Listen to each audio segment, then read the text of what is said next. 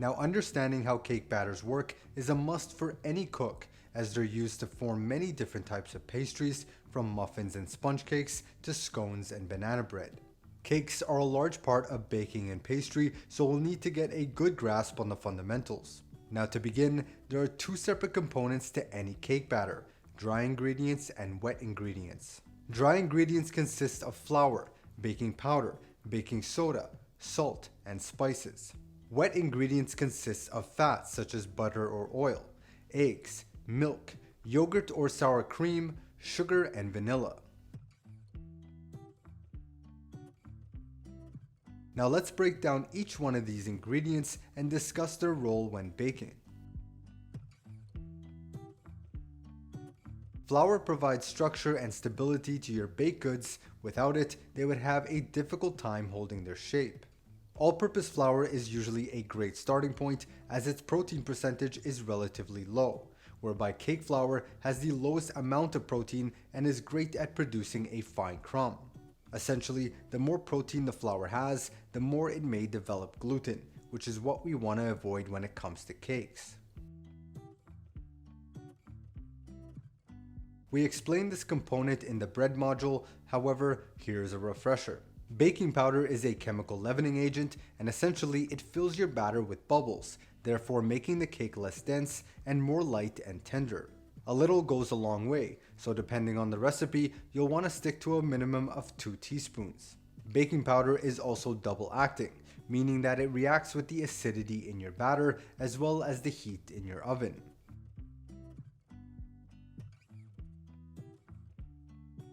Baking soda is similar to baking powder, however, it is single acting and can only release bubbles into the batter on contact with an acid. Baking soda does have one unique benefit, in that it helps with browning.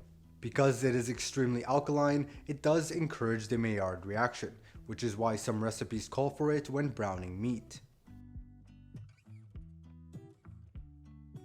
Salt is required to enhance the flavor of the final product.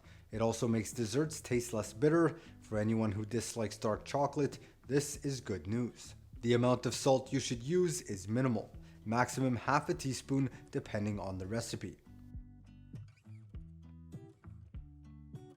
Spices are of course there to alter the flavor of your cake. Depending on the season, the types of spices you use will vary. Now let's move on to our wet ingredients.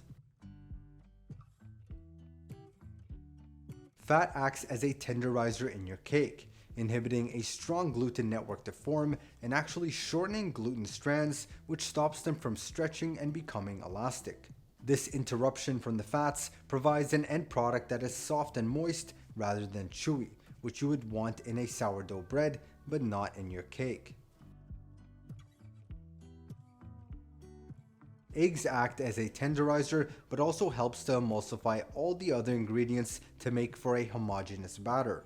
Like flour, they also provide structure to baked goods. When separated from their yolks, the whites can be whipped into a meringue and act as a leavening agent, aerating your batter, giving it a soft and fluffy texture. Milk's main purpose is to keep baked goods from becoming dry. It provides moisture, which in turn makes for a soft and tender crumb.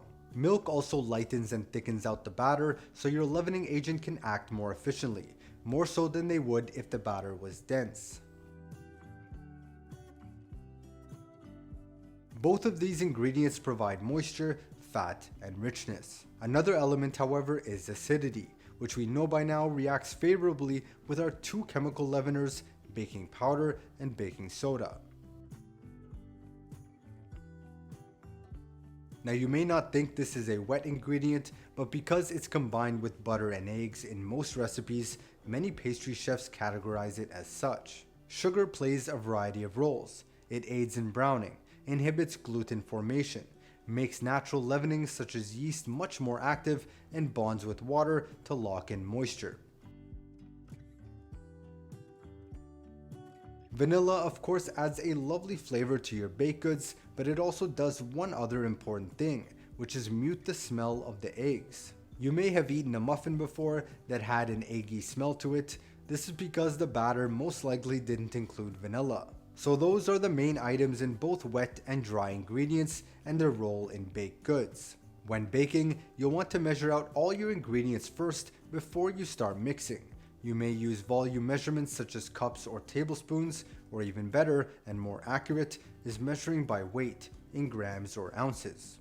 Now when combining, always add your dry ingredients into your wet ingredients rather than the other way around. So now that you understand each ingredient and their role, this will serve as a base for the next few lessons going forward. Let's start with the first, which is a deceptively simple pancake. See you there.